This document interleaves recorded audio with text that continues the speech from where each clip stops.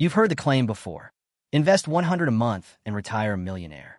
It sounds like a scam, the kind of math that only works in a hypothetical spreadsheet built to sell you something. It's not a scam. It's actual math, with actual conditions attached that most people leave out when they say it. Here's the real version. Step 1. Understand the actual math before you trust it. The S&P 500's long-term historical average annual return, including reinvested dividends, has been roughly 10 before inflation, or about 7 after adjusting for inflation, over the past century. This is a historical average, not a guarantee. Some years return 25, some years lose 20, and the average only emerges over long stretches of time. If you invest 100 a month for 40 years at a 7 average annual real return after inflation, you end up with approximately $262,000 in today's purchasing power. At a 10 nominal return, not adjusted for inflation, the raw dollar figure is closer to $530,000. The honest version of get rich here isn't a guarantee of a specific number. It's a demonstration of what consistent, long-term investing can realistically produce. The gap between $262,000 and $530,000 in the same scenario is entirely about whether you're measuring in today's dollars or future dollars. A distinction most viral claims about 100 a month makes you a millionaire conveniently skip. Step 2. Understand why time matters more than the amount. Someone who invests 100 a month starting at age 25 and stops entirely at 35, contributing for just 10 years, then never adding another dollar, will typically end up with more money by age 65 than someone who starts at 35 and contributes 100 a month every year until they retire. This is the actual mechanism behind time in the market beats timing the market. The math. The first person contributes $12,000 total across those 10 years. Left untouched for the following 30 years at a 7 real return. That $12,000 compounds into roughly $91,000. The second person contributes 100 a month for 30 straight years, $36,000 total, 3 times as much money contributed, and ends up with approximately $122,000 at the same real return rate. The second person still ends up with more in this specific example because they contributed for 3 times as long, but notice how close the two numbers are relative to how much more money the second person actually put in. This is what people mean when they say starting early is worth more than contributing more later. Every year you wait costs you disproportionately more than the dollar amount you're skipping. Step 3. Pick the account that makes 100 a month go furthest. If your employer offers a 401k match, direct your first 100 there if it captures any part of the match. This is a guaranteed, immediate return that no market performance can beat.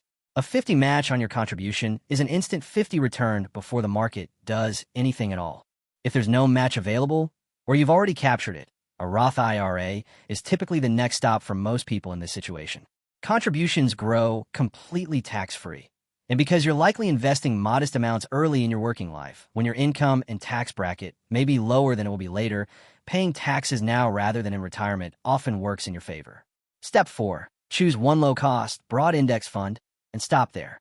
A total U.S. stock market index fund or an S&P 500 index fund with an expense ratio under 0.10 is sufficient as the entire foundation of a 100-a-month strategy for years. You don't need multiple funds, sector bets, or individual stock picks to make this work.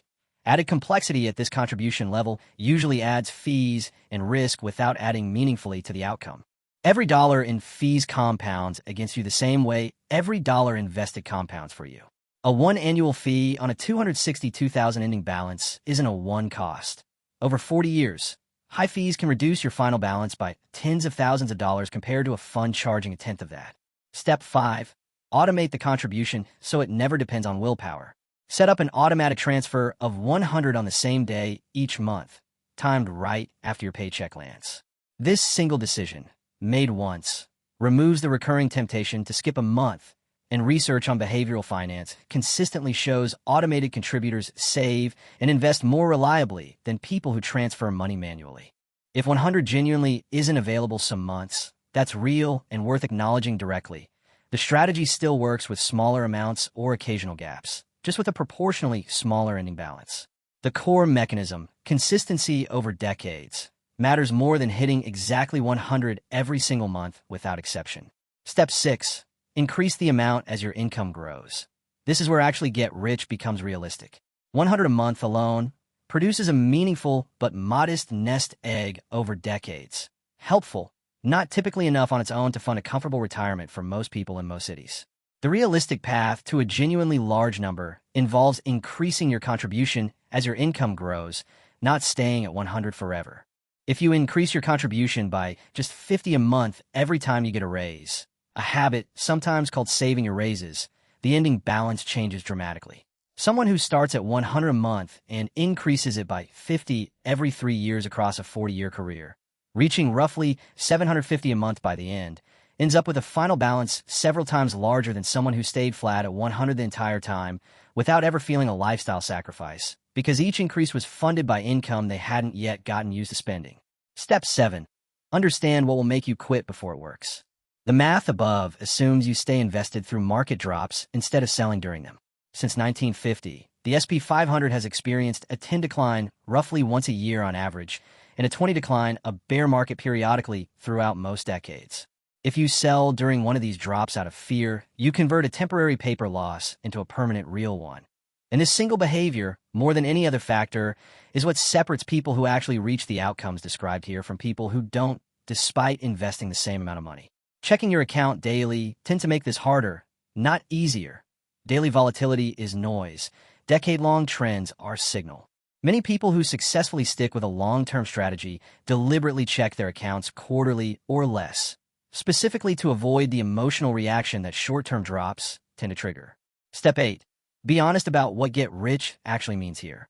100 a month invested consistently from age 25 to 65 does not typically make someone wealthy by age 35 or even 45. The compounding effect is heavily weighted toward the final 10 to 15 years of the timeline, where the account balance is large enough that market returns generate more growth in a single year than years of contributions did early on. This isn't a fast strategy. It's a genuinely slow one that becomes dramatic only near the end, which is exactly why so many people quit before reaching that part. Get rich in this context means arriving at retirement age with a meaningfully large, tax-advantaged nest egg built from a contribution most people can find room for in a monthly budget, not becoming rich in your 30s off 100 a month, which no honest version of this math supports. The core rule underneath every step here: 100 a month doesn't make you rich through the size of the contribution. It makes you rich through the length of time you leave it alone and the discipline to increase it as your income allows, without ever needing to be good at picking stocks or timing the market. Somewhere right now, someone is deciding whether 100 a month is even worth the effort of setting up, small enough to feel pointless, especially compared to the number they imagine they'd need to actually get rich. The math says otherwise, but only if the 100 actually starts moving today, automatically, and keeps moving for longer than feels necessary to notice.